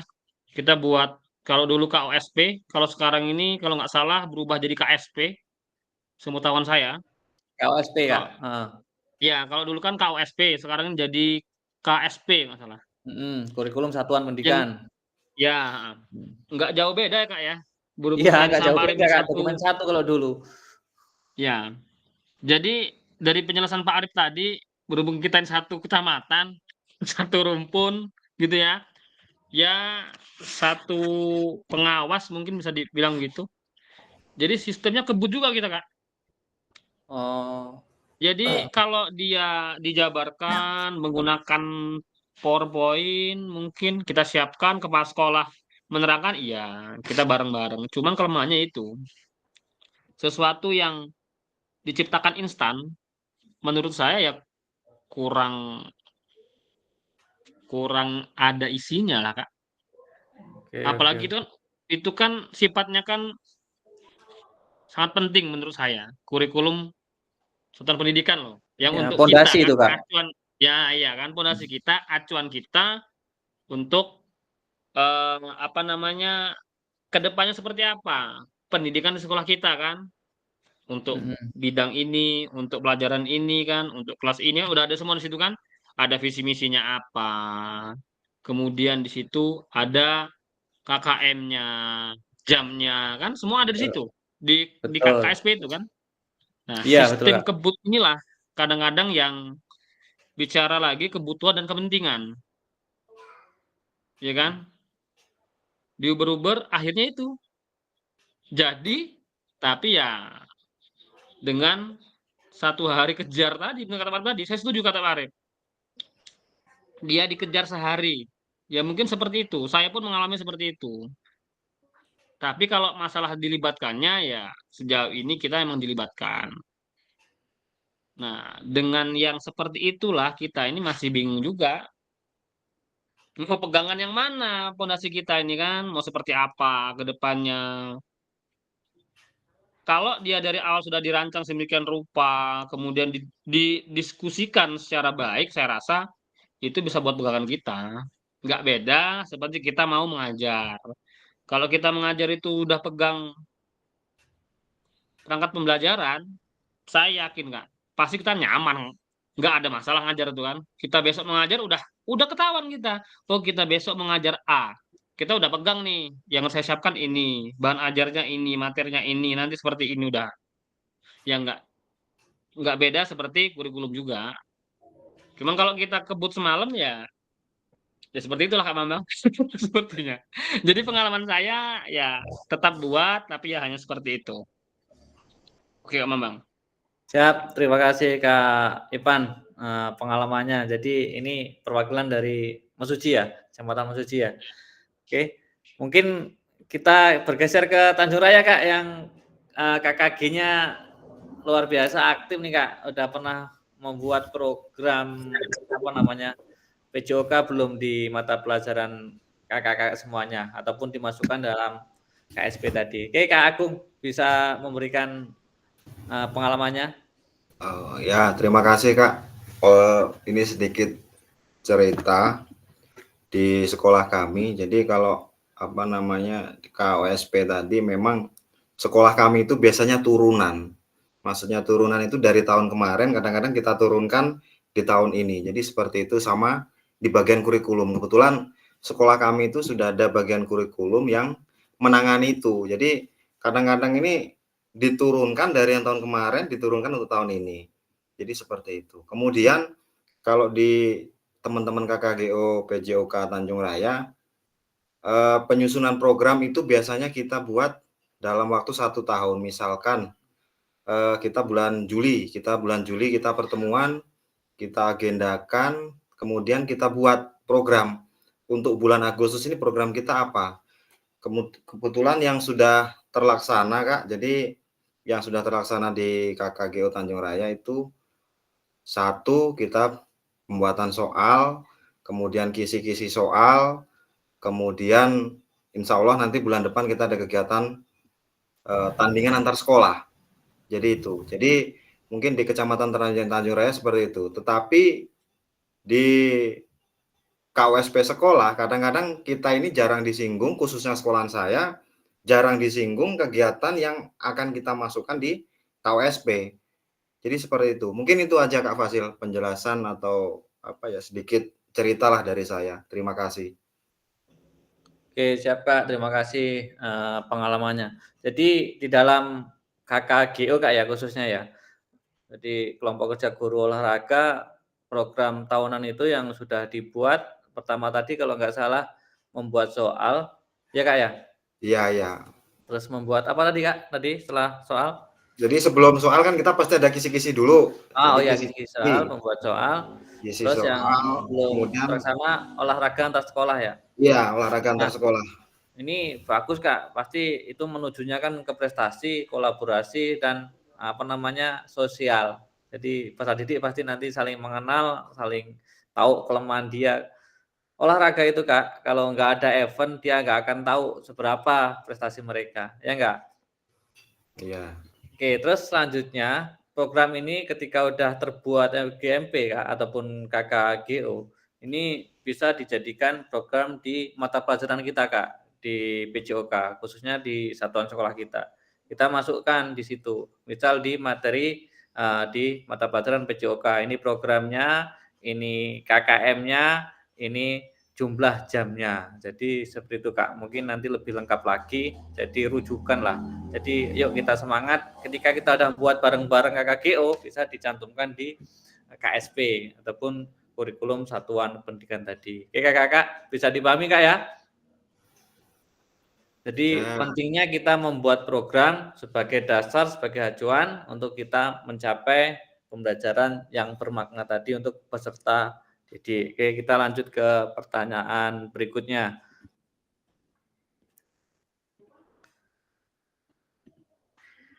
Oke, apa saja yang selama ini Bapak Ibu anggap menjadi suatu yang bernilai untuk dipelajari murid di kelas PJOK? Oke, kakak-kakak bisa dipahami pertanyaan ini. Silahkan memberikan argumennya. 1 menit, bisa raise hand 1 atau 2 orang. Saya persilahkan. Apa saja yang selama ini Bapak Ibu anggap menjadi suatu yang bernilai untuk dipelajari murid di kelas PJOK? Oke, silakan Kak.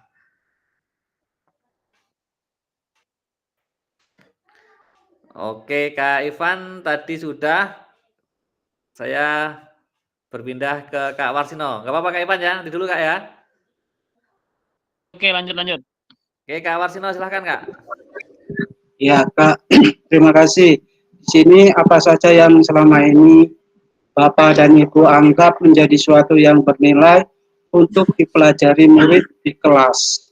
Jadi di sini yang saya anggap bernilai untuk murid-murid saya adalah bagaimana murid saya itu bisa melakukan ibaratnya gerakan berolahraga dengan baik dan berani tampil di depan Kak.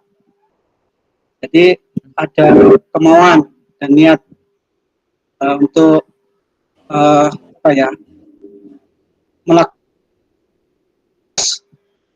menampilkan sesuatu di teman-temannya, berani belajar gerak. Terima kasih Kak Fadil. Oke, terima kasih Kak. Jadi Kak Warsino tadi yang melibat titik beratkan penguasaan gerak Kak ya, dan berani tampil di rekan ataupun kompetisi Kak ya. Ya. Oke, terima kasih Kak Warsino. Sama Kak. Nah, ini ada jawaban dari Kak Arif. Siswa mampu 1. Keterampilan motorik dasar. 2. Pengetahuan tentang kesehatan. 3. Kerjasama tim dan fair play. 4. Pengembangan mental dan emosional. Oke, terima kasih Kak. Ini sesuai dengan tujuan dari kurikulum tadi. Oke, Kak Edi Purnomo, silakan. Oke, untuk menanggapi soal ini, apa saja yang selama ini Bapak Ibu anggap menjadi sesuatu yang bernilai untuk dipelajari murid di kelas PJOK, yaitu adalah pertama adalah aktivitas fisik, sehingga peserta ini dapat melakukan aktivitas fisik untuk menjaga kesehatan diri masing-masing. Dan yang kedua adalah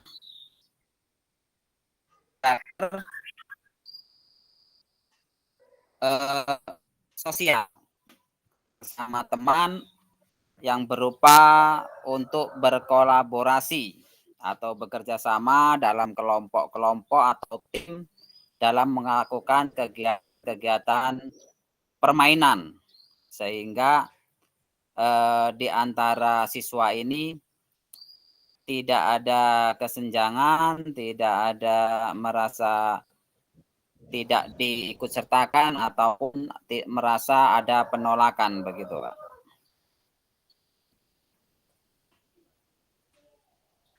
Baik, terima kasih Kak Edi Purnomo atas pengalamannya berdasarkan pengalaman yang udah ada di tempat kerjanya. Oke, kita lanjut ke Bu Iwin. Monitor bisa memberikan tanggapan? Iya, Pak Fasil. Silakan Kak. Saya ini mengambil etika ya, etika dalam olahraga. Sebenarnya tadi udah dijelaskan sama Pak Warsino ya, tadi semuanya tentang fisik, kebugaran segala macam. Nah, di sini saya belajar tentang etika. Etika berolahraga mencakup kejujuran. Nah, dalam olahraga itu ada yang namanya kejujuran ya, Pak ya. Kalau tidak jujur pasti tidak sportif dan ujung-ujungnya tidak berjalan dengan lancar.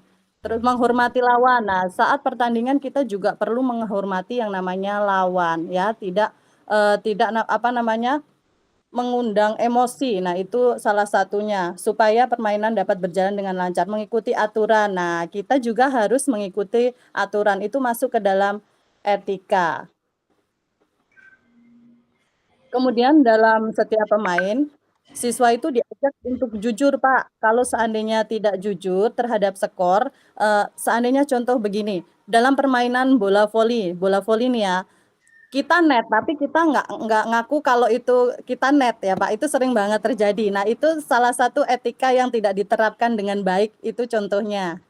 Ya benar itu namanya usaha, tapi kan itu namanya curang. Nah, itu adalah salah satu contoh etika yang tidak baik dalam permainan. Nah, itu saja Pak. Oke Kak, terima kasih. Luar biasa Kak Win ini. Jadi etika dalam olahraga sangat ditekankan untuk sekolah Bu Win. Oke, teman-teman semuanya, memang apa yang dikatakan Bu Win ini sangat fundamental ataupun dasar bahwasanya olahraga itu fair play, jujur dan lain-lain itu etika. Jadi yang pertama, banyak kejadian saat ini, contoh-contoh kakak ya, isu-isu yang sering terjadi, olahraga itu sebagai tingkat komersilnya tinggi, hanya mencari keuntungan sendiri, bahkan bisa masukin bos-bos bahasanya seperti itu, bisa memenangkan yang nggak layak menang, bisa mengalahkan yang seharusnya menang.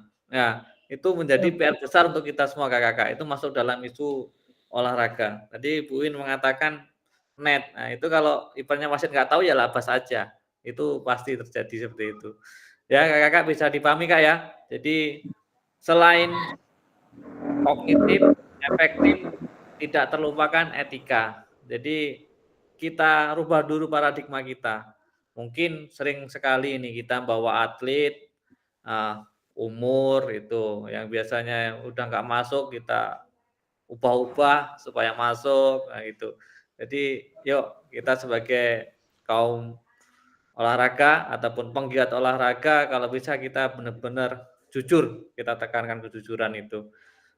Terima kasih Bu Wiwin atas Ya, Pak. pengalamannya. Nah, ini sebagai PR kita semuanya, jadi harus kita tekankan kepada didik kita, etika itu yang utama. Oke, terima kasih Kak Wiwin. Kita bisa lanjut? Bisa.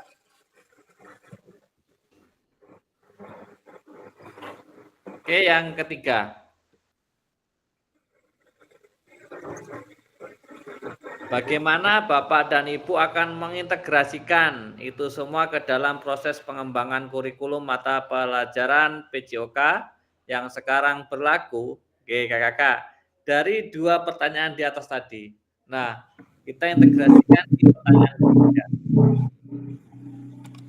Silahkan memberikan tanggapannya. Yuk, 3 orang, 1 menit.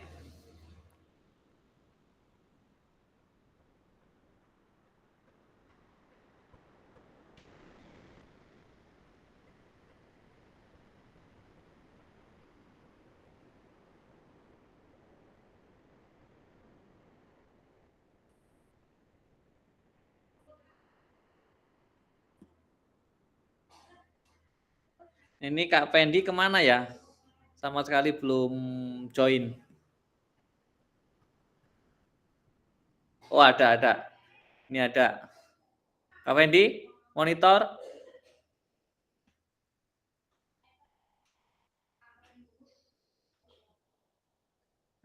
Kak Aris, monitor.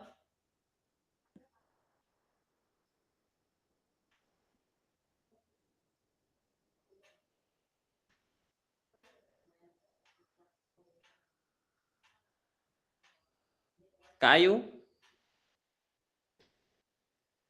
masih standby kah? Siap, masih Kak. Oke, bisa memberikan tanggapan mengenai soal nomor 3 ini Kak?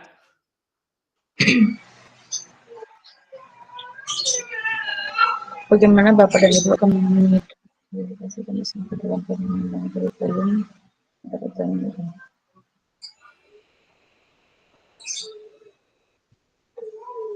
Bentar Kak, masih mikir. Oke, yang lain. Adakah yang bisa memberikan tanggapan selain Kak Arif yang udah nulis di chat? Aku di blacklist ini wes. Artis sih Pak sampai. Yuk, yang lain yuk.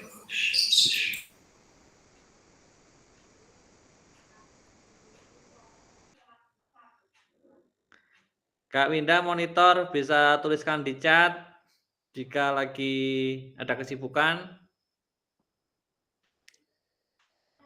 Ya Pak, lagi merancang.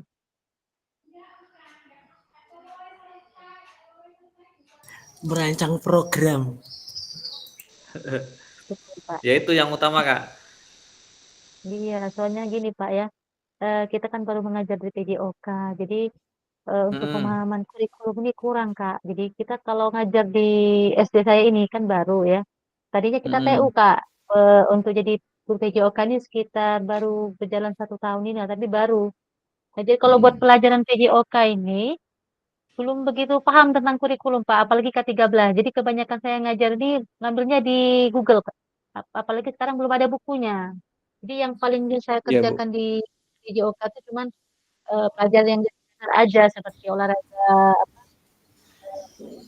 kayak gitu. Semangat Kak Winda. Jadi belum paham Pak, makanya setiap ada prestasi kayak gini kurang paham gitu loh. Gitu Kak. Nggak apa-apa Kak, kita sama-sama belajar Kak ya, semangat ya. Iya, siap. Udah tergabung di KKGO Kak. Masuknya ke kecamatan apa Kak ya? Tanjung Raya ya? Iya, Tanjung Raya. Sama Pak Agung, sama Bu Ayu. Udah itu Kak. Pernah hadir tapi Kak ya? Ikut terus Kak ya? Jarang hadir karena punya anak kecil Pak. Mana lagi kan kita perempuan. Kalau fisiknya itu kurang kuat kalau bawa motor. Oke, mungkin kedepannya kita kolaborasi lebih aktif lagi Kak ya, untuk menciptakan pembelajaran bermakna. Walaupun di Sri Tanjung Kak ya? Iya, Sri Tanjung sinyalnya susah Kak, makanya suka ngilang-ngilang. Bu In kemarin tanya, ada Kak Pasin nanya, katanya kenapa Kak Pasin tanya saya duluan gitu, kenapa harus dengan Kak sama Bu Wiwin gitu, nggak tahu mungkin dia malu katanya gitu ya Bu Wiwin ya. Iya, tapi kan nggak apa-apa Pak, nggak masalah. Saya nggak marah atau kayak mana, memang keadaannya seperti ini gitu, sinyal sudah gitu juga kita punya anak kecil kan agak sedikit terganggu Pak gitu. Siap. Oke Kak, yang penting semangat. Soal-soal ataupun tagihan-tagihan di LMS diselesaikan. Ini bukan untuk Kakak semua, bukan untuk saya, tapi untuk peserta didik kita Kak ya. Semangat ya. Siap, insya Allah. Oke, selanjutnya minggu depan tanggal 13 sampai 19 itu ada tatap muka Kak ke Tanjung Raya. Kakak udah tahu belum itu Kak? Belum. Ke SMP 2. Tanggal berapa Kak Fasil? Tanggal 13 sampai 19 Kak, seminggu. Itu hari Minggu kalau nggak salah 13 ya? Ya pokoknya itu dalam kalau nggak salah 8 hari ya. SMP 2 itu di mana? Brabasan Bu, Brabasan. Brabasan Bu. Brabasan. Iya. Jadi kakak nanti membuat SPT dari kelas sekolah masing-masing itu untuk apa namanya, perjalanan dinas kita. Jadi nanti ada transport dari BGP sama uang makan mungkin udah disediakan itu, Kak. Jadi yang jauh ini kayaknya Bu Winda ini. Bu Winda masih ada nggak ini tadi? Ada Pak. Ah, Standby Pak. bersedia Kak ya? Udah tahu Kak ya? Itu apa setiap hari itu Kak Fasil? Udah tahu semua Kak ya? Belum. Jadi nanti kita tanggal 13 tatap muka ataupun langsung di sekolahan SMP Negeri 2. Jadi setiap hari Kak. Biasanya jam 8 sampai jam 5. Nanti kita sesuaikan jadwalnya. Jadi kita tiap hari ke situ, nanti transportnya yang diganti. Jadi kakak-kakak yang merasa jauh, nanti bisa koordinasi dengan dinas, karena ada uang menginap. Cuman uang menginap hanya 175 semalam. Nggak ada penginapan segitu. Di Putra Selalo kayaknya udah lebih dari 200, Kak. Tampung tempatku, Kak. Oh iya, siap, cocok nih Kak Warsino, terima kasih. Kak Wiwin siap menginap. Oke, Kak Winda, sepakat ya Kak Winda ya? Siap ya? Aduh, insya Allah Pak. Siap, Jalan ditunggu kita, Pak. kedatangannya Kak. Jalan kita susah Pak. Insya Allah Oke, Pak ya, Kak. soalnya kondisi jalan. Oke, kita lanjut dulu Kak ya. Kita lanjut dulu Kak Ivan. Nanti ditampung dulu, nanti bisa. Kak Ivan, izin. Oke.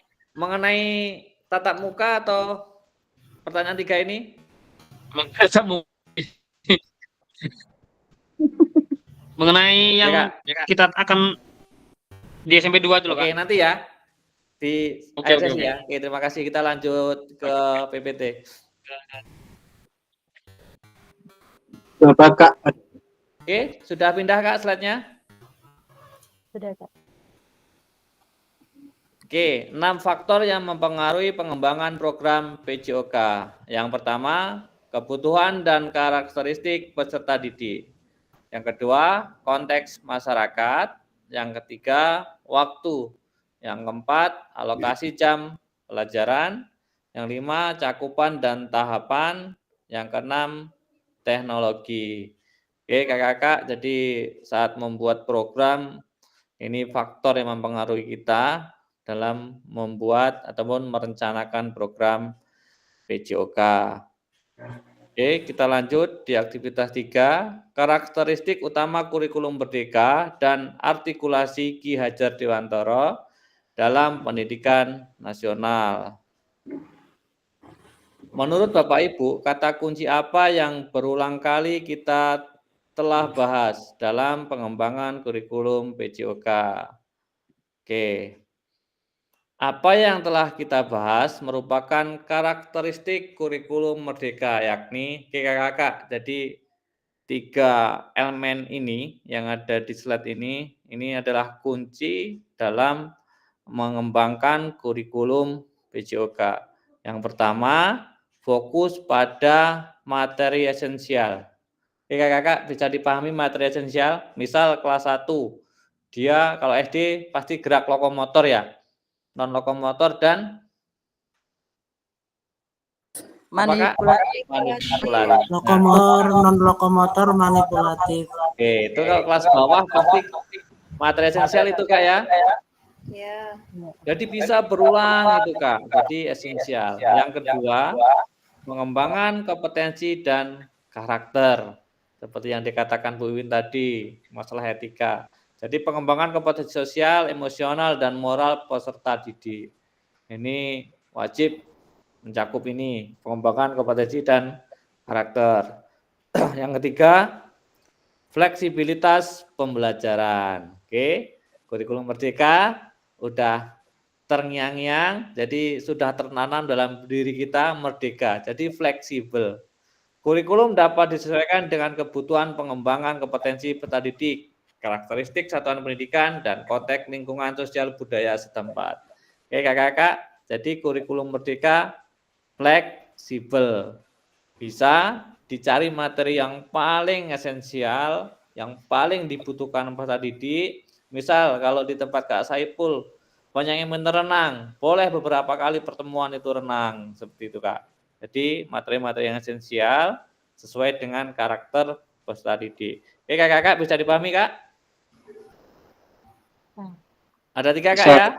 Fokus pada materi esensial 1. Yang kedua, pengembangan kompetensi dan karakter. Yang ketiga, fleksibilitas pembelajaran. Oke, kita lanjut. Mari kita diskusikan pemikiran Ki Hajar Dewantara secara lebih jauh dan mengaitkan dengan karakteristik kurikulum merdeka. Oke, Ki Hajar menggarisbawahi bahwa maksud pendidikan adalah menuntut segala kodrat yang ada pada anak-anak agar mereka dapat mencapai keselamatan dan kebahagiaan yang setinggi-tingginya baik sebagai manusia maupun sebagai anggota masyarakat. Oleh sebab itu, pendidikan itu hanya dapat menuntun tumbuh atau hidupnya kekuatan kodrat yang ada pada anak-anak, agar dapat memperbaiki lakunya, bukan dasarnya, hidup dan tumbuhnya kekuatan kodrat anak. Sumber halaman 10 tahun 2022 dari Dewantara 1936. Oke kakak-kakak, jadi agar dapat memperbaiki lakunya bukan dasarnya. Jadi tujuan dari PJOK kakak-kakak bukan untuk memperbaiki hidupnya ataupun merubah dasarnya. Bisa dipahami Kak ya dari kata Ki Hajar Dewantara ini?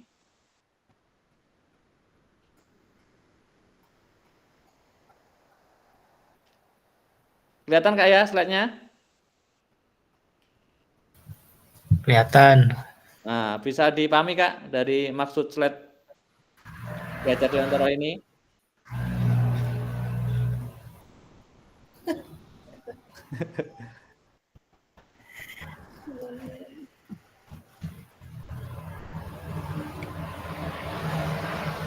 Oke, yang bisa memaknai silakan angkat tangan.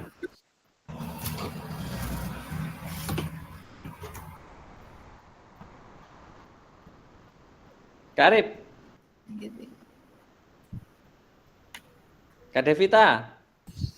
Piye. Nah, dari makna yang tersampaikan dari Ki Hajar Dewantara. Yang lain ya. Kak Devita. Yang lain dulu aja. Saya Kak. Oke, silakan Kak Warsino. Di sini menuntun segala kodrat yang ada pada anak yang agar mereka dapat mencapai keselamatan dan bagian tinggi-tingginya baik sebagai manusia maupun sebagai anggota masyarakat. Jadi di sini dalam pembelajaran kita itu menghargai anak-anak, potensi anak, kemampuan anak. Jangan kita tekan ini harus anak-anak harus bisa, tetapi apa yang anak punya itu kita menghormati hak mereka dan harus melihat keselamatan dan kebahagiaan anak. Badannya nih anak, kita harus dalam proses pembelajaran anak itu tidak tertekan, tetapi harus merasakan senang dan dapat menerima apa materi yang kita. Jadi di sini kita menghargai kodrat anak dan kemampuan anak. Terima kasih Kak Fasil. Siap, luar biasa Kak Warsino. Jadi kita harus menghargai potensi peserta didik kita. Kita tidak bisa merubah dasarnya, tapi kita hanya bisa memperbaiki lakunya. Oke kakak-kakak, bisa ditelaah kakak-kakak ya. Bisa ditekankan dalam kita memberikan pembelajaran PJOK di sekolah. Oke, terima kasih Bu Win. Kita lanjut. Pada akhir sesi kita hari ini, Bapak Ibu, yang pertama, peserta dapat memahami 3 karakteristik utama kurikulum merdeka, serta keterkaitannya dengan prinsip pemikiran Ki Hajar Dewantara. Yang kedua, peserta mampu memahami pengembangan kurikulum PJOK. Yang ketiga, peserta mampu memahami penyusunan program PJOK yang berkualitas dengan backlog design. Kakak-kakak, tadi ada 3 ya. Yang pertama ini Oke, ini Kak, fokus pada materi esensial, pengembangan kurikulum, dan karakter, dan fleksibilitas pembelajaran. Terus yang kedua, memahami pengembangan kurikulum PJOK. Jadi kurikulum bisa disesuaikan berdasarkan lingkungan sekolah, daerah, dan potensi peserta didik. Yang ketiga, backward design tadi tahu Kak? Apa yang pertama? Oke, kakak masih ingat?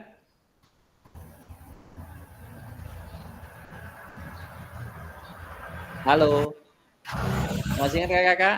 Yang pertama?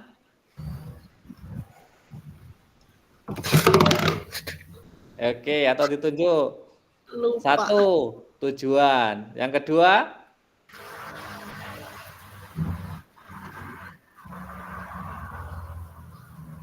Masih ingat kakak-kakak? Ini Kak.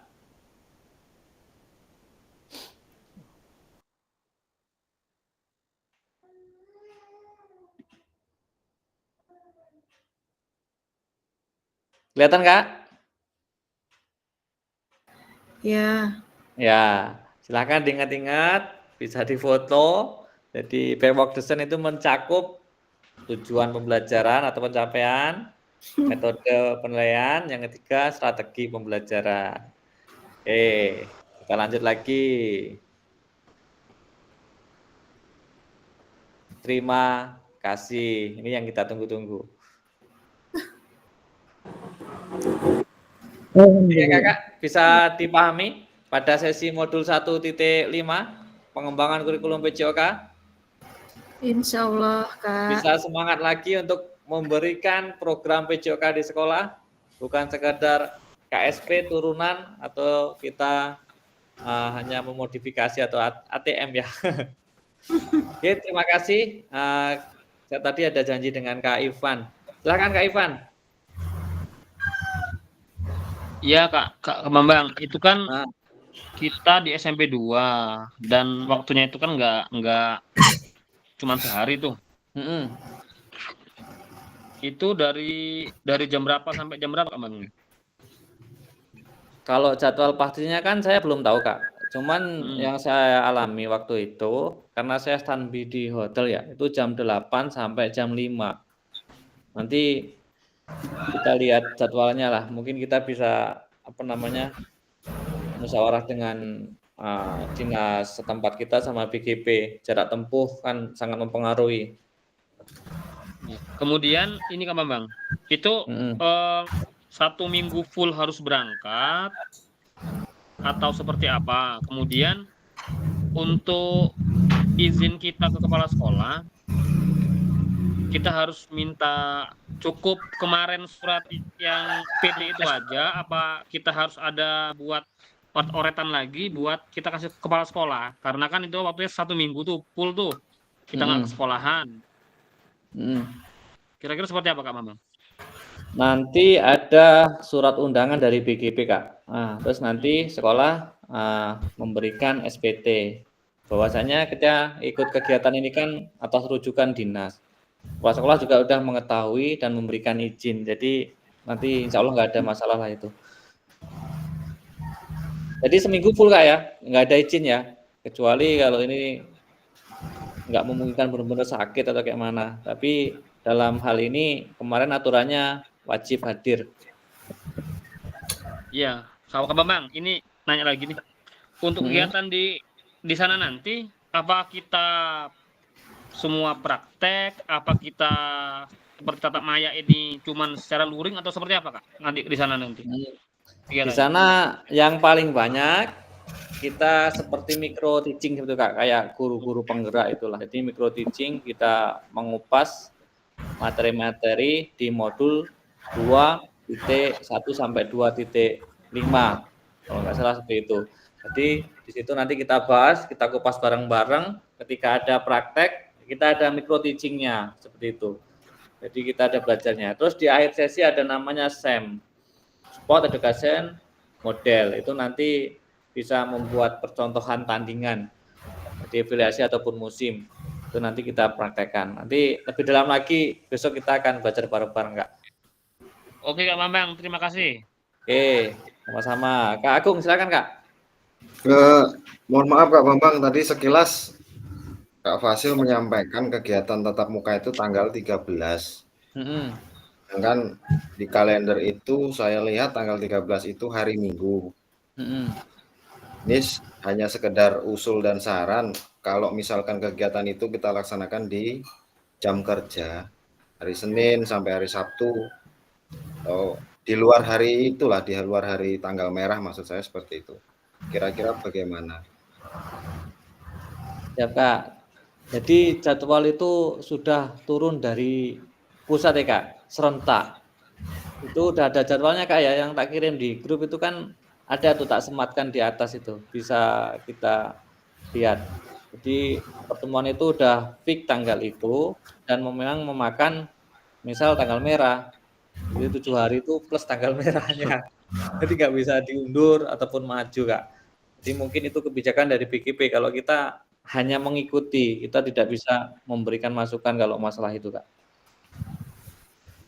Kemudian kegiatan tatap muka itu kita bisa izin nggak ketang sehari, nggak bisa nggak itu Kak? Karena kebetulan tanggal 13 itu saya itu ada acara di Bandar Lampung, dapat undangan pernikahan gitu loh. Maksud saya kalau misalkan bisa izin, karena nggak datang juga nggak enak. Kalau misalkan bisa izin, terus saya izin sendiri. Kalau masalah izin kemarin udah saya sampaikan kayaknya Kak, yang dari BKP langsung itu maksimal kalau yang di daring ya tatap maya ini hanya 3 kali maksimal. Kalau tatap muka sehari kalau nggak salah Kak. Nanti coba saya buka lagi ya. Nanti saya kirim ke grup lagi, nggak apa-apa lah. Mungkin itu aja sih Kak. Ya soalnya itu tadi tanggal 13 nggak enak kalau dapat undangan Siap Kak, itu. siap Kak. Nanti saya lihat lagi Kak. Ya mungkin itu aja, terima kasih. Cukup Kak ya? Cukup Kak. Apa Bang? Saya Pak. Banyak Ya, apa Pak, ini? mungkin di rekamannya saya matikan dulu. Nanti kita Oke, bisa lanjut Kak. Kak. Nah, jadi kita foto bersama dulu Kak ya.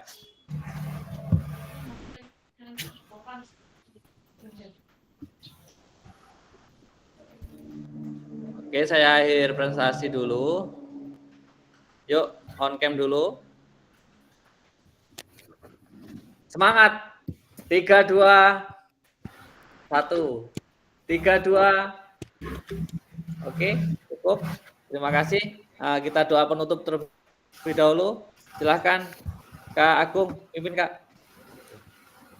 Terima kasih. Baik rekan-rekan, sebelum kegiatan pada siang menjelang sore hari ini kita tutup, semoga ilmu yang kita dapat selalu diberi keberkahan dan bermanfaat buat kita, khususnya buat anak-anak didik.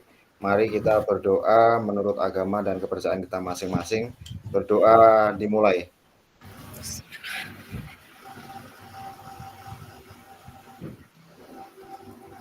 Berdoa selesai. Terima kasih. Terima kasih Kak Agung. Saya tutup rekaman terlebih dahulu. Saya akhiri. Wassalamualaikum warahmatullahi wabarakatuh. Waalaikumsalam warahmatullahi wabarakatuh. Waalaikumsalam warahmatullahi wabarakatuh.